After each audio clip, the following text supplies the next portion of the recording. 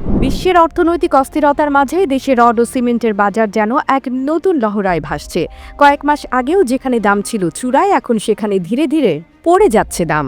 এই প্রবণতা শুধু একটি অর্থনৈতিক অঙ্গের সংকেত নয়, এটি পরিবর্তনের এক অপ্রত্যাশিত দিগন্তের সূচনা। তবে কি এই দাম কমার ধারা দীর্ঘস্থায়ী হবে, না এটি কেবল এক সাময়িক অবস্থা? বিশ্লেষকেরা সতর্ক করিয়ে দেন, এ প্রশ্নের উত্তর নির্ভর করছে বৈশ্বিক অর্থনীতির গতিপথ এবং সরকারের নির্মাণ খাতে বিনিয়োগের ওপর। রাজনৈতিক পালাবদলের পর গত এক বছরে দেশের বৃহৎ অবকাঠামো নির্মাণ প্রকল্পের অনুমোদন কমে যাওয়ায় মন্দা লেগেছে বাজারে।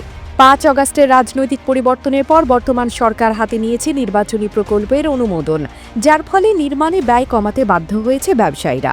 বাজার বিশ্লেষকরা জানাচ্ছেন, জুনের প্রথম সপ্তাহে দেশের খুচরা বাজারে ৬০ গ্রেডের রডের দাম ছিল ৯০,০০০ থেকে ৯২,০০০ টাকা প্রতি টন। আজ তা নেমে এসেছে ৮২,০০০ থেকে ৮৯,০০০ টাকায়। এর মানে প্রতি টনে প্রায় ৫ থেকে ৬,০০০ টাকার পতন। রাজধানীর বাজারে দেখা যায় রহিম স্টিল, বায়েজিদ, KSML, BSL সহ অন্যান্য ব্র্যান্ডের দাম এখন ৮৩,০০০ থেকে ৮৬,০০০ টাকার মধ্যে। ৮, ১০, ১২ এবং ১৬ মিলিমিটার রডের পাশাপাশি বহুতল ভবনের জন্য রডের দরও কমেছে। অপরদিকে বিভিন্ন ব্র্যান্ডের সিমেন্টের দাম গড়ে ৩০ থেকে ৪০ টাকা কমে গিয়ে এখন ৫১০ থেকে ৫৬০ টাকার মধ্যে বিক্রি হচ্ছে।